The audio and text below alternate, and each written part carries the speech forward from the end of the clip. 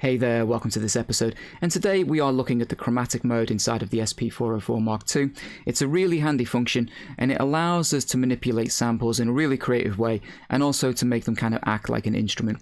Now, for this particular example, I have like a piano sound here, just on my pad 15, and I'll play that for you. And it's like a Rhodes piano, and it just plays and then just fades out nicely. And I kind of tailor-made these. It's tuned to the key of C, and if you bring a sample into chromatic mode that is tuned to the key of C, it is going to act even more realistically and play like a traditional piano. It's going to be in the right notes. Now, you can bring any sample in and just get creative with it and, you know, loop it up and do a bunch of stuff, which I'll show you as we go through. But a C note sample like this, something tuned to the key of C, is going to work really well, particularly when you want to do like chords and things, because it is going to play correctly inside of that like piano kind of emulator. So how do we access it? We do shift and pad 4 here, and it says underneath chromatic mode. That's going to open up chromatic mode for us. And the first thing here, if we play some notes now, you will hear it change. Already it's beginning to act like an instrument. If we use our push and enter button here, we can go kind of up and down the sort of scale a little. So at the top here are high notes. And as we scroll all the way down, we can get to our low notes. Really nice, and you can see the steps in between. There's quite a few of them, so plenty to play with. So that's how we can kind of manipulate the sample in one way. Begins to sound like an instrument. Now, the other thing that we have are the sort of modes in which the sample plays back. So they're separate from sample mode here. If we use the remain button, we can see our options. It's currently in mono mode, so as I play a sample, it's kind of like it's in a choke group, and it will only play that sample once per pad, so it kind of cuts off the next pad. That's really useful for things like bass lines. I use that a lot so that I'm not building up like a bunch of mud with the samples overlapping. But if we change the mode here, you've got legato and you've got poly mode as well. Poly mode is the one I use the most, so we'll touch a bit on that.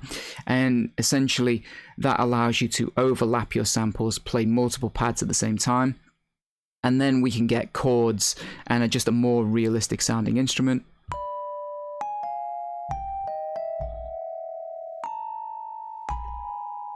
You can see how that overlaps and it sounds a lot better.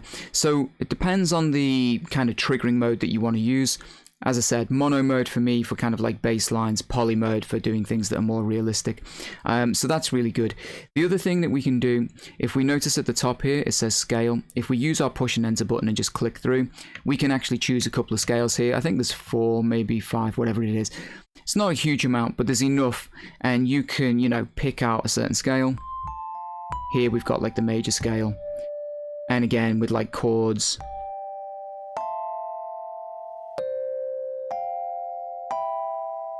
You can experiment with that. So scale mode, very handy, couple of scales to play with. Chromatic mode, of course, acts more like a traditional keyboard where it just goes like up and down through the keys. Very simple mode, so good for working out melodies. Handy as well if you've got a sample and you're trying to just like work out a melody that fits with it, or trying to work out the key or something. You can use chromatic mode for stuff like that. Along here, we just have some bank information telling us what pads we've got and stuff like that. And the last thing to touch upon is that sample mode is still in play here. So if we press gate, and I went through these in another episode, but gate essentially means when we press a pad, it only plays while my finger is on that pad.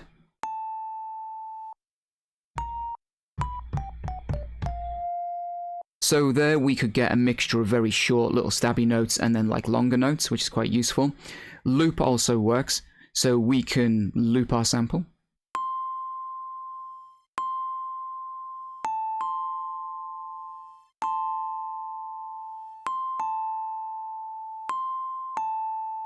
And you'll see what happened there in terms of having our mode enabled. With mono mode, it would only play that loop once and then it would switch to the next pad. With poly mode on, you can loop one pad here and then loop another one over the top. Again, creatively, there's plenty of, you know, scope for doing some interesting things there.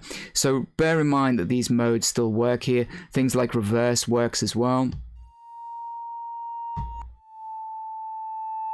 So you've got lots of creative options with chromatic mode, and that's why I wanted to kind of dive in, just make this little episode just on its own to kind of show you some of the possibilities here. So anyway, I hope you've enjoyed it. Take care, and I'll see you in the next episode.